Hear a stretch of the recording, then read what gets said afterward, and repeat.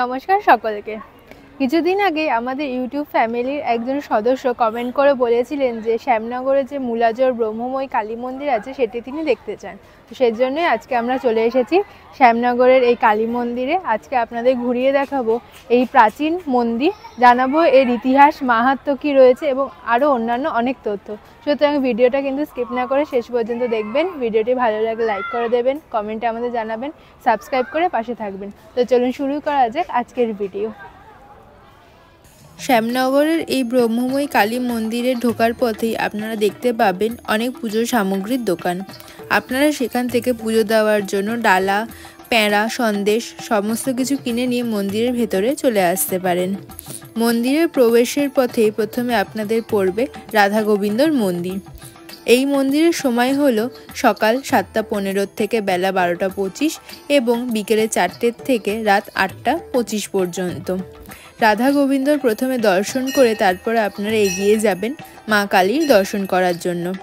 মন্দিরের ভেতরে video allowed না হওয়ার দূর থেকে যতটা সম্ভব আপনাদের দেখানোর চেষ্টা করলাম। এরপর আমরা এগিয়ে যাব কালী মন্দিরের ভেতরে যাওয়ার জন্য। আপনারা মন্দিরের ভেতর দিয়ে আসতে পারেন অথবা এই গেট দিয়েও মন্দিরের ভেতরে প্রবেশ করতে পারেন।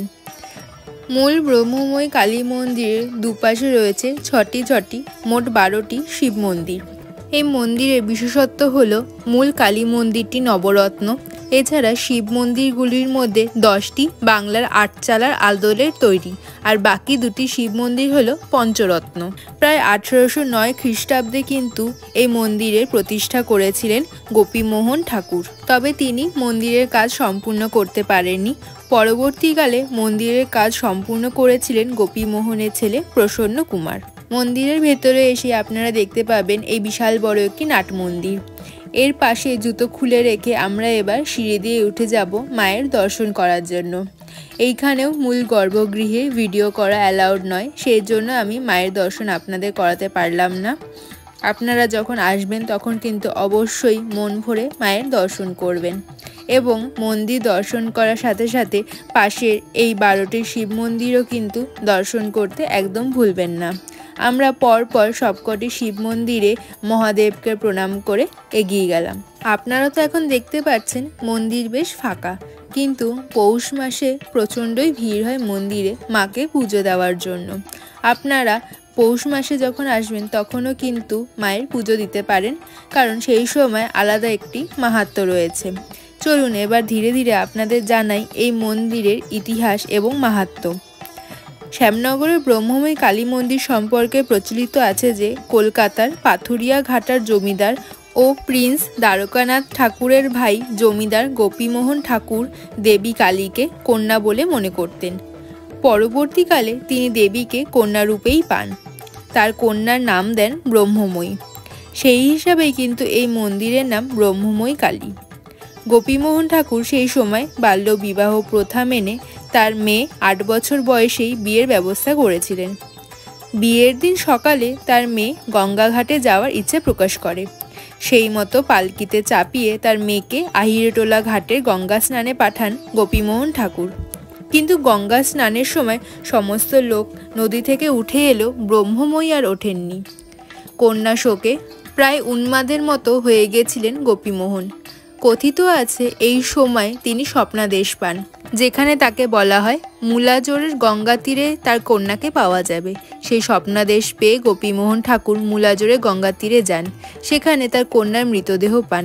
এমনটাও কথিত আছে যে সেখানে কোষ্ঠী পাথরে দেবী মূর্তি পান গোপীমোহন ঠাকুর। সেই কোষ্ঠী পাথরের বিগ্রহে দেবী মূর্তির নিচে শায়িত মহাদেব। তারপরই গোপীমোহন এই মন্দির প্রতিষ্ঠা করেন।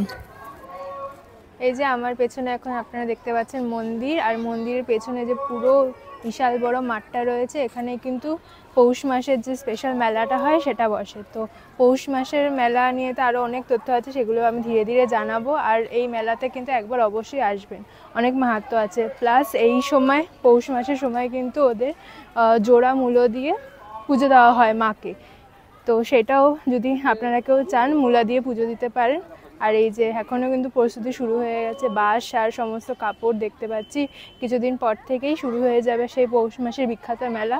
আমি একবার চেষ্টা করব মেলার সময় এসেও আপনাদের পুরো মেলাটা ঘুরিয়ে দেখাচ্ছে। সুতরাং যারা দূর থেকে আসতে পারবে না তারা কিন্তু সেই ভিডিওর মাধ্যমে মেলার যে আনন্দ সেটা উপভোগ করতে পারবেন। তো চলুন এবার মন্দিরের ওই পাশেও আরও গঙ্গার ঘাট আছে, সেগুলো আপনাদের ঘুরিয়ে দেখাবো। তাছাড়া এই যে আমার পিছনে দেখতে পাচ্ছেন পরপর কিন্তু রয়েছে শিব মন্দির। এই শিব মন্দিরগুলো কিন্তু ডিটেলসে এই ভিডিওতে থাকবে, সুতরাং ভিডিওটা কিন্তু কন্টিনিউ দেখতে থাকুন। মন্দিরের পেছনের এই রাস্তা দিয়ে বেরিয়ে এখন আমরা যাব পাশেরই ননা বাবা ঘাটে। এখানে কথিত রয়েছে সাধক রামপ্রসাদ সেন একবার নৌকায় চেপে তার বাড়ি হালিশহরে যাচ্ছিলেন আর যাওয়ার পথে গান গাইছিলেন। দেবী এই মন্দিরে ছিলেন দক্ষিণমুখী। সেই সময় সাধক রামপ্রসাদের গান শোনার জন্য বিগ্রহ নাকি পশ্চিমমুখী হয়ে যান, এমনও অনেকেই দাবি করেন।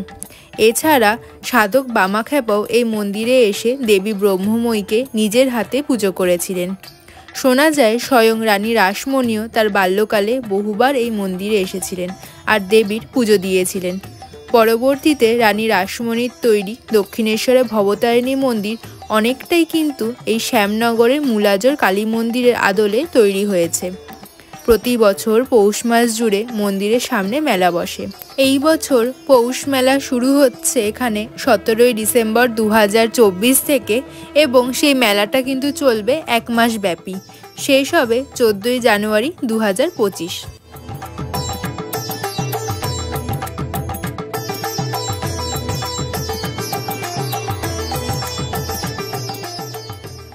প্রায় এখন বিকেল হয়ে গেছে দেখতে পাচ্ছি, আর সমস্ত লাইট মন্দিরে জ্বালিয়ে দেওয়া হয়েছে। মেলার সময় কিন্তু মন্দিরটা আরও সুন্দর করে সাজানো হয় সমস্ত টুনি লাইট দিয়ে আর সব কিছু দিয়ে। তো মন্দির তো এমনিই দেখতে ভালো লাগছে, মেলার সময় কিন্তু আরও দেখতে বেশি ভালো লাগে। এখন মন্দিরের সন্ধ্যা আরতির সময় হয়ে আসছে আর দেখতে পাচ্ছি অনেক ভক্তরাই আস্তে আস্তে মন্দিরে আসছে। সব মিলিয়ে শ্যামনগরের এই মূলাজোর কালী মন্দিরে কিন্তু আপনাদের অবশ্যই একবার আসা উচিত, কারণ এই ধরনের নবরত্ন মন্দির পশ্চিমবঙ্গে খুব একটা নেই বললেই চলে। তাছাড়া মন্দিরের দালানের যে বাতিগুলি সেগুলো আপনাদের ইউরোপীয় প্রভাবের কথাও কিন্তু মনে করিয়ে দেবে। মন্দিরে ভালো করে ঘুরে আমরা এবার মন্দির থেকে বেরিয়ে সোজা হেঁটে চলে আসলাম এখানকার 3 শিব মন্দির দেখার জন্য। এখানকার শিবলিঙ্গগুলির নাম হলো আনন্দশঙ্কর, গোপীশঙ্কর এবং হরশঙ্কর, এবং প্রত্যেকটি শিবলিঙ্গ কিন্তু বৃহৎ আকৃতির। আপনারা কিন্তু এই কালী মন্দিরে দর্শন করতে আসলে এই শিব মন্দিরগুলো অবশ্যই দর্শন করবেন। এবার চলে আসি একদম ভিডিওর মূল তথ্যতে। আপনারা শ্যামনগরে কালী মন্দিরে যাবেন কি করে? তার জন্য প্রথমেই আপনারা মেন লাইনের ট্রেন ধরে চলে আসুন শ্যামনগর স্টেশন। এরপর শ্যামনগর স্টেশনের 1 নম্বর প্ল্যাটফর্ম দিয়ে বাইরে বেরিয়ে আপনারা বড় রাস্তাটা পার করে ওই পাশে যে সরু রাস্তাটা চলছে সেটি দিয়ে সোজা 5 থেকে 7 মিনিট মতো হাঁটলেই পৌঁছে যাবেন মন্দিরের প্রাঙ্গণে। এরপর আপনারা একটি মার্কেটের ভেতর দিয়ে হেঁটেই কিন্তু একদম মন্দিরের সামনে পৌঁছে যাবেন। এই যে মার্কেটটি এটি কিন্তু সারা বছরই থাকে, ধরে নিতে পারেন এখানে 12 মাসই কিন্তু মেলা বসে। চাইলে কিন্তু এখান থেকে টুকটাক কেনাকাটাও করে নিতে পারেন, কারণ এখানে নিত্য নতুন অনেক জিনিসপত্রই কিন্তু পাওয়া যায়। আশা করছি আপনাদের এই শ্যামনগর কালী মন্দিরের ভিডিওটি ভালো লেগেছে। ভালো লেগে থাকলে লাইক করে দেবেন, কমেন্টে জানাবেন, সাবস্ক্রাইব করে পাশে থাকবেন। যদি আপনাদের এরকম আরও অন্যান্য মন্দির দেখার ইচ্ছে হয় আমাদের কমেন্টে জানাবেন, আমরা চেষ্টা করব আপনাদের সাথে সেই ভিডিওটি ভাগ করে নেওয়ার। দেখা হবে অন্য একটি ভিডিওতে। ভালো থাকবেন, ধন্যবাদ। মা তোর কত রঙ্গ দেখবো।